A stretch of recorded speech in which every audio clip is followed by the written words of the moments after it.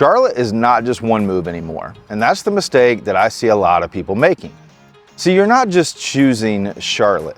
You got to choose the version of Charlotte that has to fit your actual life. Because one version is going to give you South End energy, food halls, greenways, and that kind of grab dinner after work rhythm. But another is going to give you more space, quieter streets, better breathing room, and a Saturday that doesn't require parallel parking and a blood pressure spike. Now see, both of them can be absolutely incredible, but if you pick the wrong one, Charlotte is going to start feeling a lot harder than it should.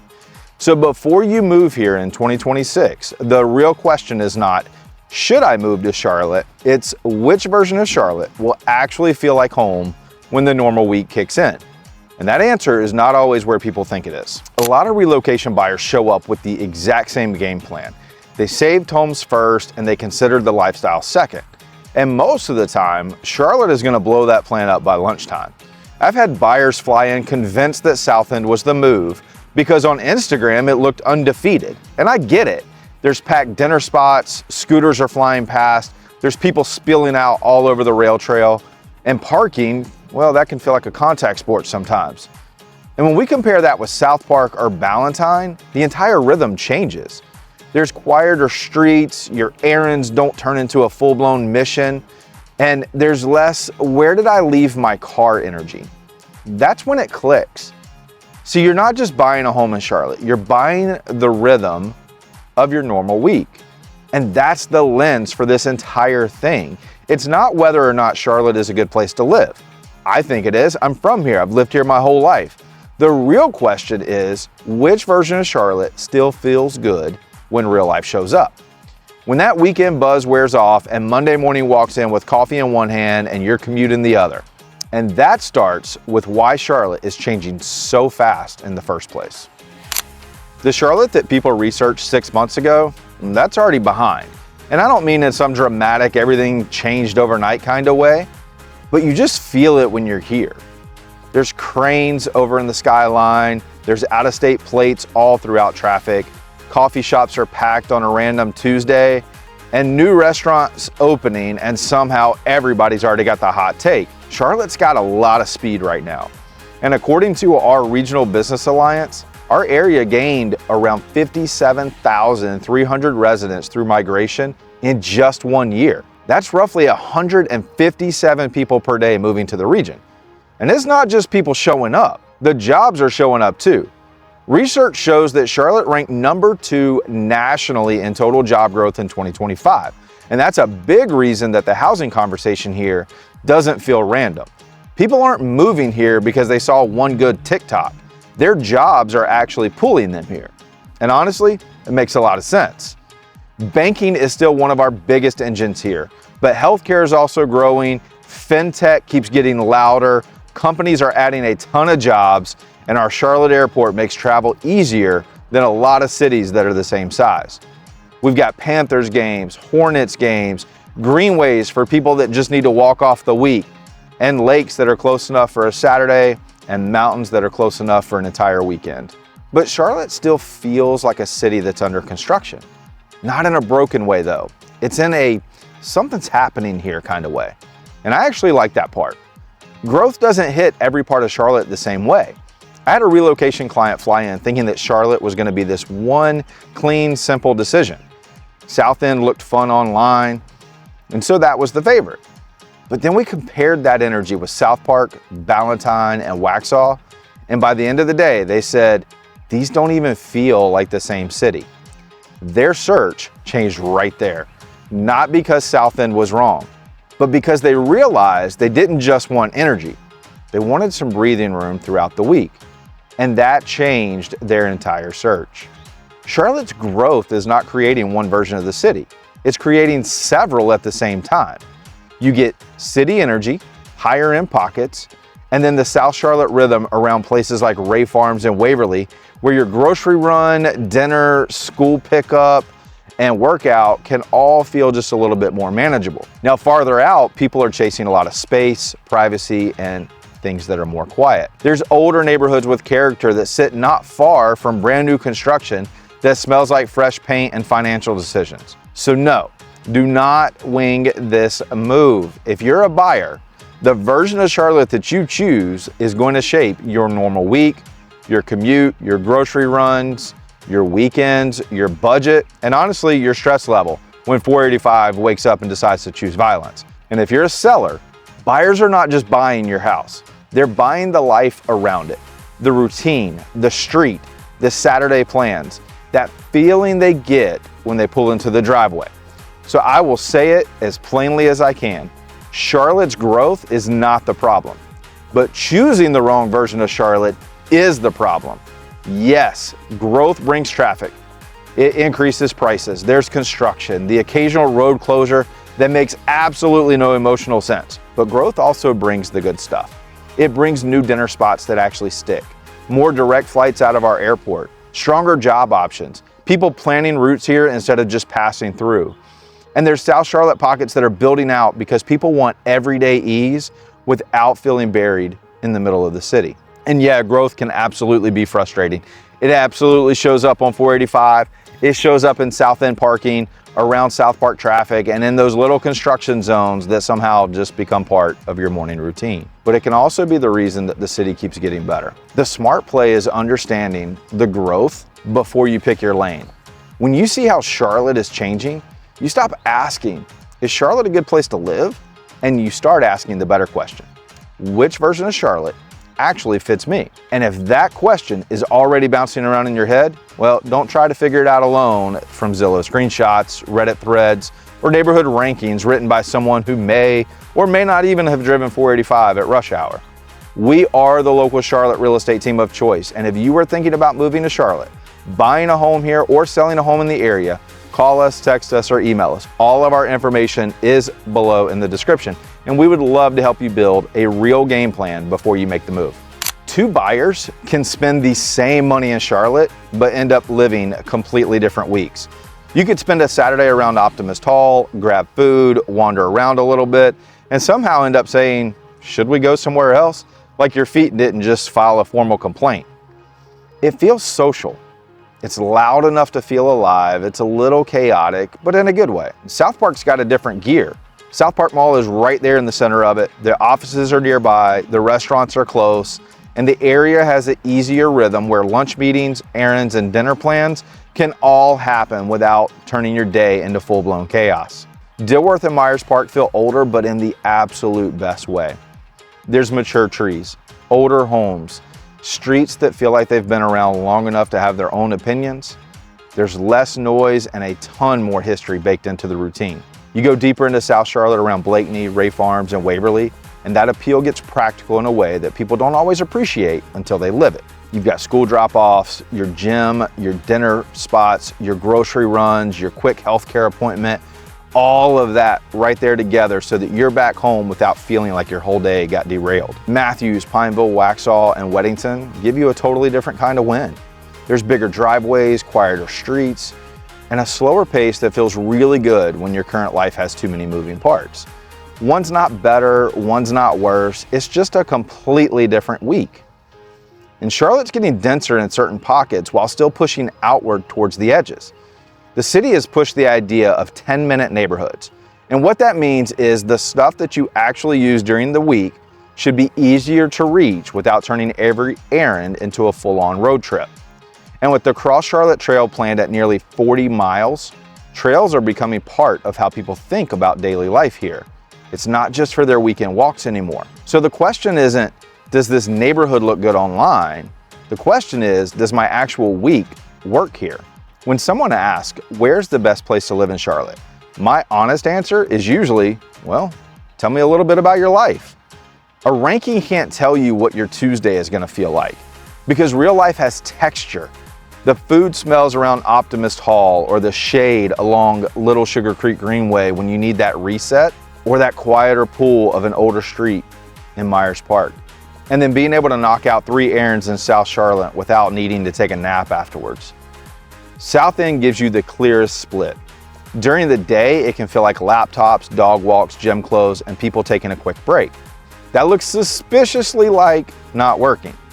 And at night, it completely flips. There's dinner reservations, music, packed sidewalks, and that social current where the whole area just feels awake. Some people hear that and they think that's perfect. Other people hear it and start looking for a driveway immediately. And sellers should pay attention to this too, because buyers are not just staring at cabinets and counting bedrooms. They're quietly picturing a week, a morning routine, school drop-off, gym run, weekend plans, whether the house makes life feel lighter or does it quietly add friction. So before you fall in love with a house, get honest about the life around it. Do you want motion or do you want margin? Do you want energy close by, or do you want the kind of quiet where your driveway feels like a reset button? Drop your ideal Charlotte lifestyle in the comments. Is it walkable and social? Is it more polished and practical, quiet with more space, or somewhere in between? I want to see which version of Charlotte people are actually looking for. After you pick the lifestyle you think you want, Charlotte makes you answer the harder question. What does that lifestyle actually cost, and how does the market treat it? You want to know what the most dangerous house in Charlotte is?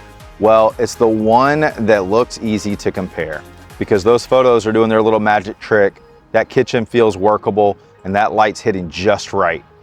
Now that price might look close enough to another home that's 15 minutes away that your brain says, okay, these are basically the same home.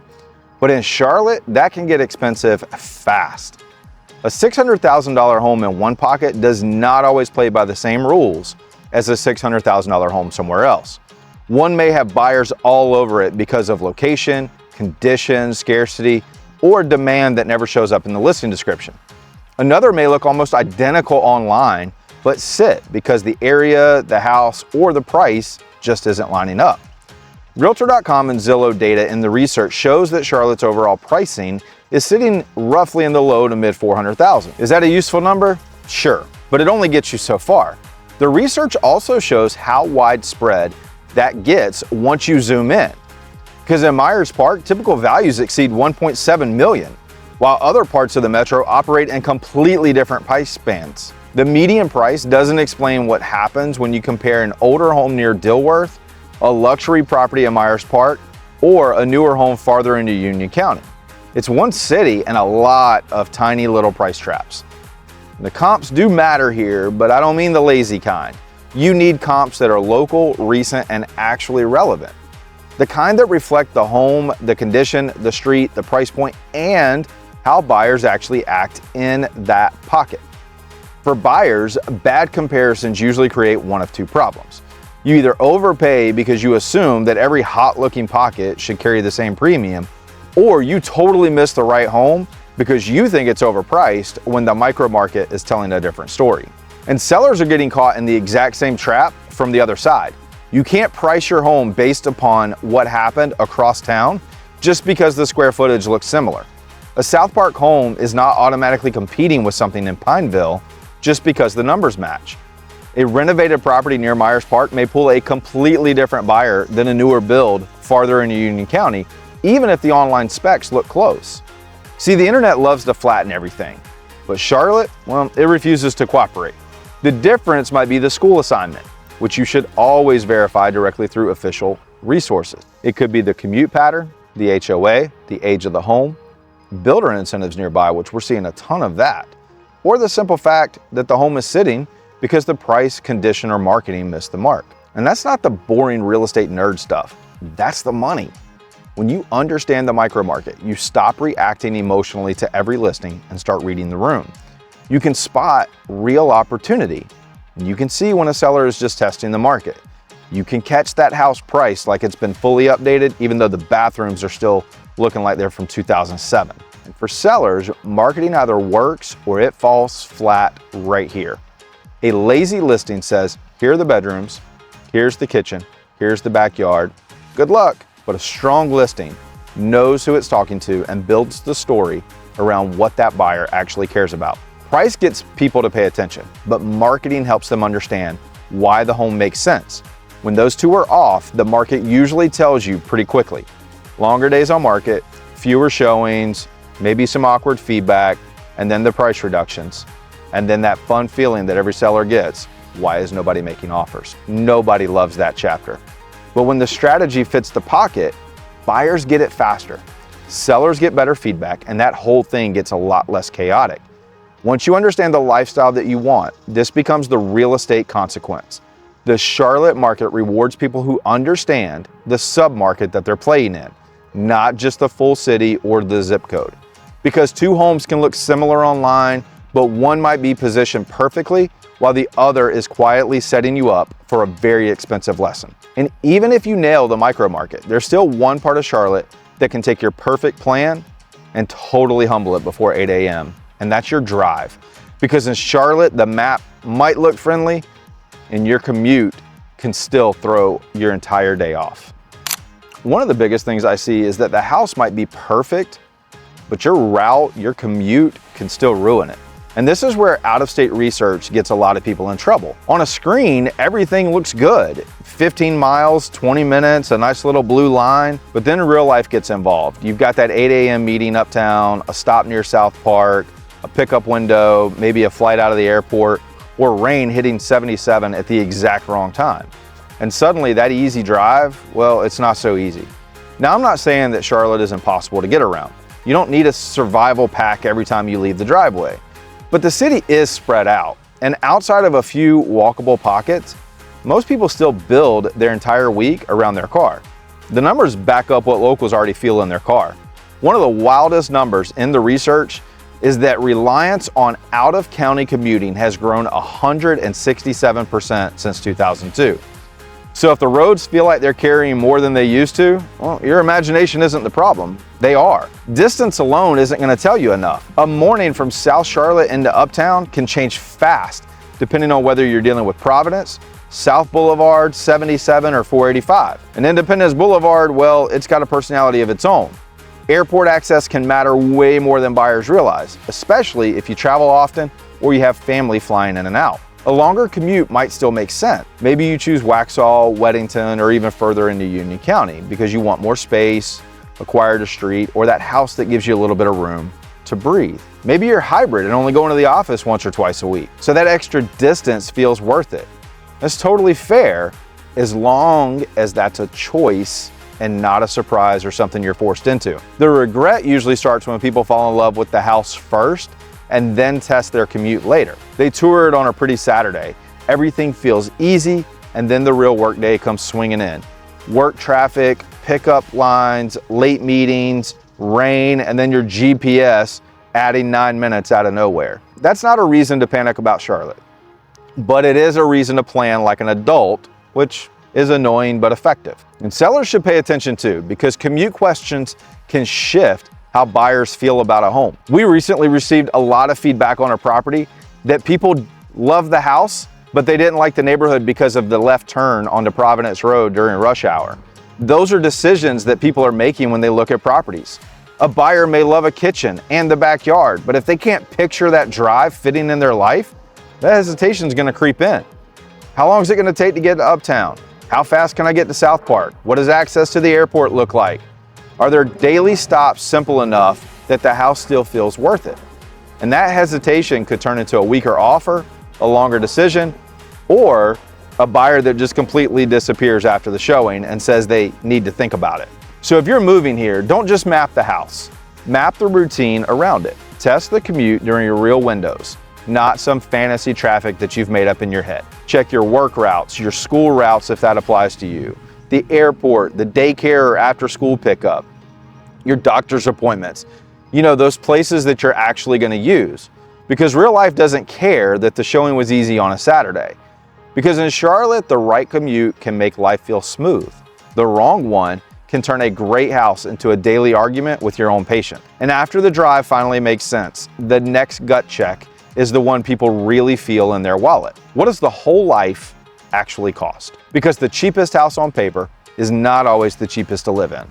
Your Charlotte budget might be exactly right, but your expectations could be completely out of date. I see a lot of people move here from New York, California, Boston, DC, Chicago, or Florida, and they compare where they're coming from. And when they do that, Charlotte can feel like somebody finally took the weights off. They're getting more space for the money, real jobs behind growth. Your money can still stretch a little bit, but not in every zip code.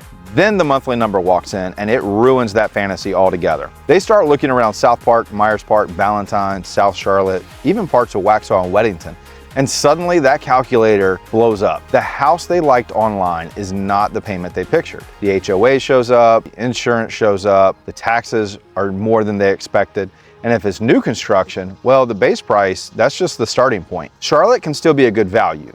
You just can't assume that the value shows up everywhere at every price point without any trade-offs. And the data isn't quiet about it either. Realtor.com had Charlotte's median list price around $425,000. In UNC Charlotte, they did a research showing how tight the entry-level side has become, with only 17.8% of homes sold below $300,000 in 2025, and roughly half of Mecklenburg County renters considered cost burdened. That purchase price online gets your attention, but the monthly payment tells you whether the house actually works. A $425,000 house feels different once you layer in your interest rate, taxes, HOA, insurance, maybe some repairs, and then the cost of living your life from that address. That listing price is just the headline, but the monthly payment is where the truth sets in. Buyers are starting to ask sharper questions. What payment lets me actually sleep at night? Do I want the smaller home closer in or the bigger one farther out? Am I okay taking on some updates?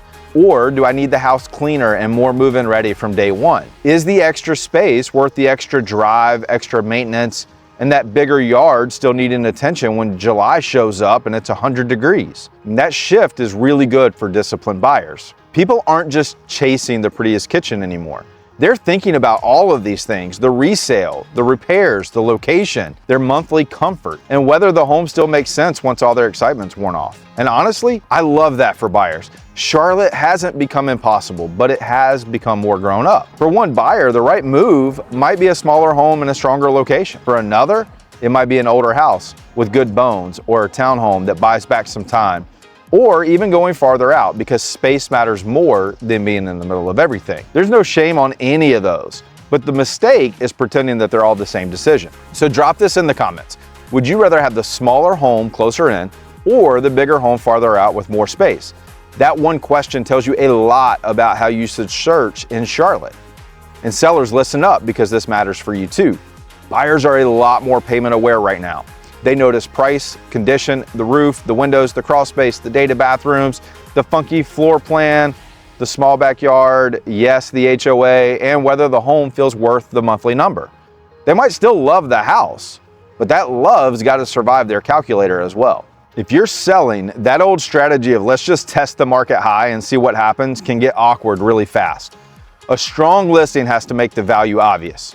Price it right, prep it well, showcase the lifestyle around it, and make the buyer understand why your house is worth the payment, not just why it looks good in photos. Prepared buyers and sellers still have room to make super strong moves here. The casual Charlotte is cheap, everything will work era is totally over. Now the money has to match the life. From there, the next question is not just, can I afford this house? It's what strategy actually helps me win without guessing. In 2026, the loudest offer does not always win. The cleanest plan usually does. Charlotte is not in a panic market anymore, but it's also not in some bargain bin situation where every seller is sweating through their listing photos. Charlotte's in that weird grown-up phase now. It's calmer than the frenzy, but it's nowhere near sleepy, which basically means the chaos from a few years ago has cooled. Buyers aren't stuck fighting over scraps, and in certain situations, negotiations are back. Inventory was up roughly 25% year over year, which does matter. Buyers have more to compare and more leverage when the house, price, and seller motivation line up. There's less offer by dinner or you're crying about it tomorrow because you didn't get it. Builders are also using major incentives. There's rate buy downs and closing cost helps in certain pockets, which tells you that buyers have choices. But your payment still has to make sense. We recently helped a buyer on brand new construction. She got $18,000 in builder credits. Jobs and relocation demand are still putting weight underneath Charlotte. A well-priced home in the right part of town can still move very quickly if the condition and value line up. But buyers need the game plan built before their first showing. You've got to know your monthly comfort zone, your walkaway number, your repair tolerance, and which concessions actually matter. Because closing cost help, a rate buy down, repairs, or seller paid fees can matter more than shaving a little bit off the price just so that you feel like you won. Also, you need to know the difference between a home that's sitting because there's leverage and a home sitting because the market already said no thanks. One could be an opportunity, the other might be a trap with some new hardware and a fresh coat of agreeable gray. And sellers don't get to freestyle it either. The old throw it online and see what happens plan worked better when buyers were fighting over anything that had a roof and a front door. But in 2026, buyers are staring at the payment, condition, repairs, comparison homes, and whether your house feels worth the number. So you got to make the value obvious. You've got to price it from real comps, not nostalgia. You got to fix the stuff that buyers will notice. Utilize photos, video, staging, and presentation that actually tells the story. Who is this home for? What problem does it solve? Why should a buyer choose this one instead of one of the other three that they saved last night when they were just browsing? And new construction brings its own plot twist. New builds are a real part of the Charlotte market, especially because many existing homeowners are locked into lower mortgage rates and not exactly sprinting to sell. Builders know that buyers are payment sensitive, so in some areas, you might see incentives, closing cost help, rate buy-downs, design credits, and a whole lot more flexibility than people expect. In parts of South Charlotte and Union County, new construction can give buyers more options, but the trade-offs are real. Those incentives can help, but they aren't magic money. So don't let that model home hypnotize you. Those homes are built to make you forget that math exists. All the lights are warm, the furniture is perfect, and the kitchen island, well, it's basically flirting with you. Then the upgrades stack up. That lot premium shows up, and suddenly the starting at price feels like it was written by a magician. New construction can be a great move, but you need the full picture, the upgrade costs, the lot premiums, the timelines, the inspections, the HOA rules, your commute, any future development nearby, and how builder incentives might affect the resale competition in that area. Also, remember that builder rep represents the builder. Now, that doesn't make them bad. It just means you need to know who's sitting on which side of the table. And guessing, well, that's going to get you punished. Buyers can't shop like every home is either a dream or a disaster. And sellers can't price like the market is going to carry the whole thing on its back. And if you're looking at new construction, don't treat that model home like it's the final number. With the right plan, everything gets less chaotic. Buyers know when to move and when to walk. Sellers understand what the market is saying. New construction becomes a real decision.